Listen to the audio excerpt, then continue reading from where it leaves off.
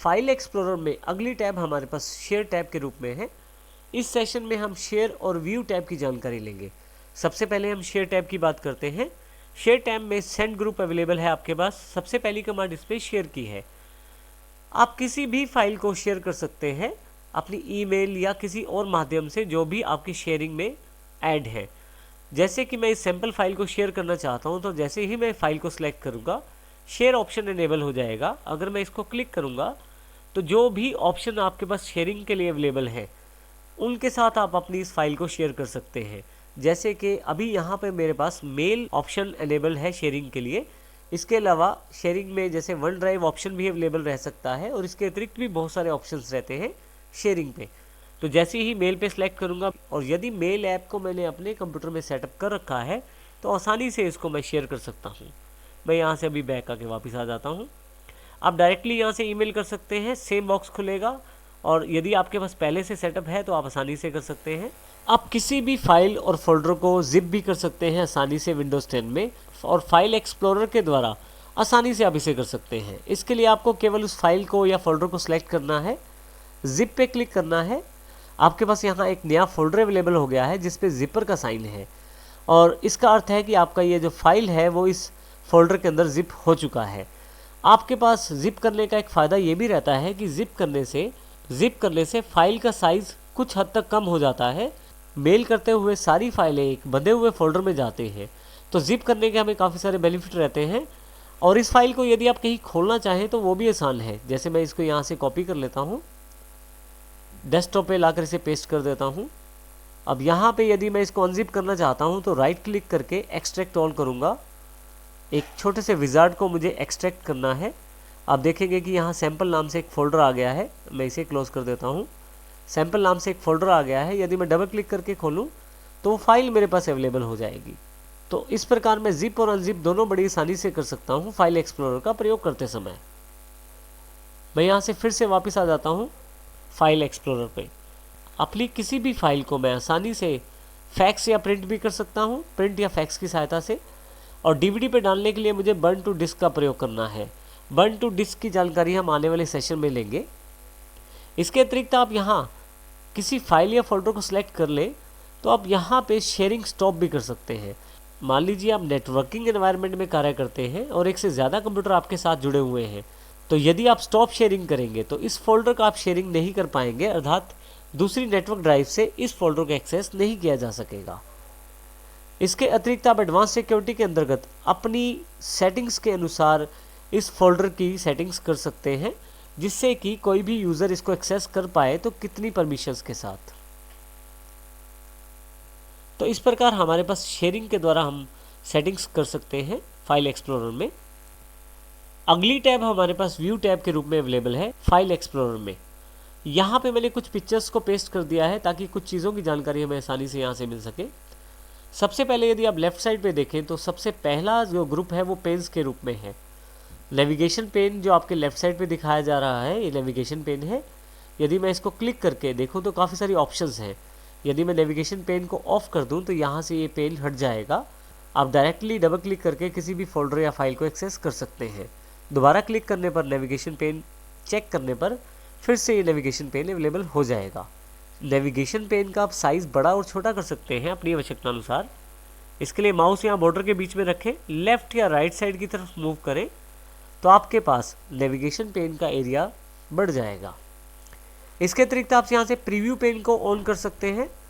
Preview pen पे click करते ही यहाँ पे राइट हैंड साइड पे एक बॉक्स अवेलेबल हो गया है। हालांकि अभी मैंने किसी फाइल को सिलेक्ट नहीं किया है, इसलिए कोई भी प्रीव्यू अवेलेबल नहीं है। जैसे ही यहाँ मैं किसी फाइल को क्लिक करता हूँ उसका प्रीव्यू मुझे यहाँ मिलना शुरू हो जाता है। डिटेल्स पेन पे क्लिक करते ही मुझे उस पर्टिकुलर फाइल की पूरी डिटेल्स अवेलेबल हो जाती है। जैसे जो पिक्चर मैंने क्लिक किया है उसका type of file PNG file है, कौन सी डेट पे ये खींचा गया, डायमेंशंस क्या है, साइज़ क्या है, और इस तरह की काफ़ी सारी छोटी छोटी जानकारी आपको मिलती है। आप डिटेल्स पेन और प्रीव्यू पेन को जहाँ से क्लिक करके इनेबल करते हैं वहीं से आप इनको डिसेबल कर सकते हैं, अर्थात यहीं से आप इनको हटा भी सकते हैं। नेक्स्ट ग्रुप जो अवेलेबल है वो लेआउट के रूप में है। आपके पास जो आइकॉन्स या लिस्ट दिखाई जा रही है नीचे फाइल्स या फोल्डर्स की, उनकी आइकॉन सेटिंग कर सकते हैं आप यहाँ से। जैसे एक्स्ट्रा लार्ज आइकॉन क्लिक करने पर आपके पास पहले से ही बड़े बड़े आइकॉन देने शुरू हो गया है आपके पास फाइल एक्सप्लोरर। इसका अर्थ यह है कि अब आपको शायद प्रीव्यू पेन और डिटेल्स पेन की आवश्यकता नहीं है। कुछ हद तक आपको जानकारी एक्स्ट्रा लार्ज आइकॉन ही अवेलेबल करवा देते हैं कि पिक्चर में क्या है और किस प्रकार की ये पिक्चर है। इसके अतिरिक्त स्मॉल आइकॉन्स का अर्थ है छोटे छोटे आइकॉन्स में जानकारी देना। टाइल्स में छोटे प्रीव्यू अवेलेबल रहते हैं आइकॉन्स के रूप में।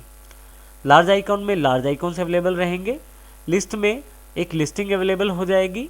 यदि आप कंटेंट पे क्लिक करें तो आपको फाइल और फोल्डर्स के साथ अतिरिक्त जानकारी भी देनी शुरू हो जाएंगे यहाँ पे कंटेंट के रूप में, जैसे कि डेट मॉडिफाइड और जेपीजी फाइल है या साइज़ क्या है। मीडियम आइकॉन जो है वो मीडियम साइज़ दिखाएंगे आपकी पिक्चर्स, आपकी फाइल्स और फोल्डर्स का। डिटेल्स में आपको स्पेसिफिकली डिटेल दी जाएगी हर एक फाइल या फोल्डर के बारे में, यहाँ पे अलग अलग कॉलम बनाकर, जैसे name wise, date modified, type और साइज़। यहाँ किसी भी कॉलम पे क्लिक करके आप आसानी से इन चीज़ों को सॉर्ट कर सकते हैं। जैसे डेट वाइज में सॉर्ट कर लेता हूँ या टाइप वाइज अपनी फाइल्स या फोल्डर सॉर्ट कर लेता हूँ, और यही कार्य मैं साइज़ वाइज भी कर सकता हूँ। अगला सेक्शन करंट व्यू का है।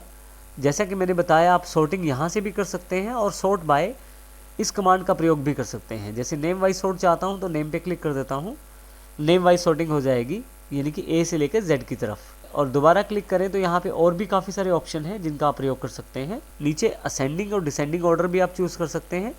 जैसे मैं डिसेंडिंग चुन लूँ तो देखिए जेड से ए की ओर आपकी सॉर्टिंग हो जाएगी। जैसे यहाँ एस अल्फ़ाबेट की तरफ से फाइलें पहले हैं और डी वाली बाद में हैं। मैं असेंडिंग में फिर से वापस ले आता हूँ।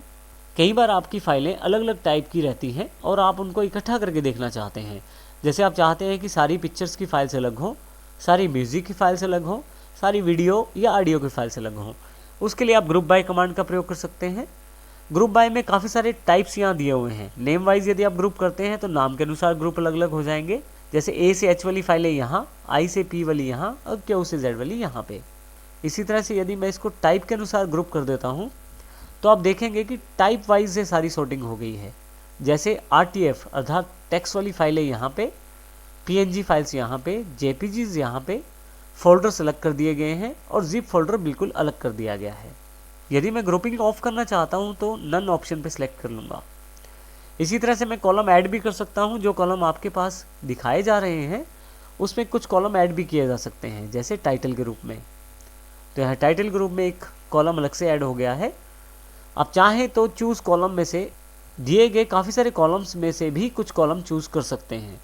जैसे कि यहाँ पे मैं डेट क्लिक कर लेता हूँ और ओके कर देता हूँ, तो आप यहाँ देखेंगे कि डेट, क्रिएटेड डेट भी अवेलेबल हो गई है। यहाँ पे size all columns to fit वाला ऑप्शन अवेलेबल है। आप देखेंगे कि यहाँ पे थोड़ा सा स्पेस एक्स्ट्रा है नेम और डेट मॉडिफाइड कॉलम के बीच में। मैं जैसे ही size all columns to fit कर देता हूँ तो देखेंगे आपकी स्क्रीन पे सारी इन्फॉर्मेशन आसानी से आ रही है। अब नेक्स्ट ग्रुप जो हमारे पास अवेलेबल है वो है शो और हाइड के रूप में। यदि आप यहाँ ध्यान दें तो आपके पास काफ़ी सारे फाइल्स और फोल्डर्स हैं। यदि आप चाहते हैं कुछ फाइल्स या फोल्डर को सिलेक्ट करना और बाकी को छोड़ना तो आप आइटम चेक बॉक्सेस का प्रयोग कर सकते हैं। जैसे ही मैं क्लिक करता हूँ, यहाँ आप जिस फाइल या फोल्डर के आगे माउस लेके जाएंगे उसके पास छोटा सा एक चेक बॉक्स दिखाई देगा। यदि मैं क्लिक करना चाहूँ तो आसानी से क्लिक कर सकता हूँ। इस प्रकार से मेरी 3 आइटम्स यहाँ सेलेक्ट हो गई हैं। सबको इकट्ठा सेलेक्ट करना हो तो नेम के साथ में ऊपर की तरफ एक चेक बॉक्स अवेलेबल है। क्लिक करते ही सारे सिलेक्शन में आ गए हैं, और यदि मैं दोबारा अनचेक करूं तो फिर से सारे सिलेक्शन हट गई हैं। यहाँ से यदि मैं आइटम चेक बॉक्सेस को अनचेक कर दूं तो ये सेटिंग ऑफ हो जाएगी। फाइल नेम एक्सटेंशन भी मैं यहाँ क्लिक कर सकता हूँ। फाइल नेम एक्सटेंशन पे क्लिक करते ही आपके पास हर फाइल के पीछे उसकी एक्सटेंशन भी दिखाई जाएगी। जैसे यहाँ .jpg, .png और .rtf, साथ में .zip भी है। ऑफ करने पर ये एक्सटेंशन हट जाएगी। जैसे अब यहाँ पे कोई भी एक्सटेंशन नहीं दिखाएगी। अगर आपकी कोई फाइल या फोल्डर हिडन है तो आप यहाँ से हिडन आइटम्स को देख सकते हैं। इसके लिए सबसे पहले मैं एक आइटम हिडन करता हूँ। जैसे मैं सेलेक्ट कर लेता हूँ इंपॉर्टेंट डेटा को, राइट क्लिक, प्रॉपर्टीज़ और हिडन पे क्लिक करके अप्लाई करके ओके कर देता हूँ। अब देखेंगे कि यहाँ पे इंपॉर्टेंट डेटा के नाम से फोल्डर नहीं है, लेकिन यदि मैं हिडन आइटम्स पे क्लिक कर दूँ तो यहाँ पे इंपॉर्टेंट डेटा के नाम से फोल्डर अवेलेबल हो जाएगा और यदि मैं यहाँ से अनचेक कर दूँ तो फिर से हट जाएगा। यहाँ पे आइटम को हाइड करने का एक तरीका और भी है। जैसे मैं सैम्पल फाइल को क्लिक कर लेता हूँ और हाइड सिलेक्टेड आइटम पे क्लिक कर देता हूँ, तो आप देखेंगे कि वो आइटम भी हाइड हो गई है। हिडन आइटम्स को देखने के लिए आप यहाँ पे क्लिक करें तो आपके पास अब 2 आइटम्स यहाँ पे एक्स्ट्रा अवेलेबल हो गई हैं। अगर आप किसी फाइल को अनहाइड करना चाहते हैं तो राइट क्लिक करें, प्रॉपर्टीज़, हिडन चेक बॉक्स को अनचेक कर दें, अप्लाई और ओके कर दें। आपकी ये आइटम फिर से अनहाइड हो जाएगी। इसी तरह से यहाँ पे मैं इस फाइल को भी प्रॉपर्टीज़, हिडन से अनचेक कर देता हूँ, अप्लाई करके ओके कर देता हूँ। लास्ट ऑप्शन जो हमारे पास ऑप्शंस के रूप में है, आप चेंज फोल्डर और फाइल्स के ऑप्शन को सेट कर सकते हैं। ये बिल्कुल वही ऑप्शन है जो हमने फाइल में इनिशियली सबसे पहले किया था। इस प्रकार से हम फाइल एक्सप्लोरर के सभी ऑप्शंस की जानकारी लेकर फाइल एक्सप्लोरर को एक प्रभावशाली रूप में इफ़ेक्टिव वे में प्रयोग कर सकते हैं।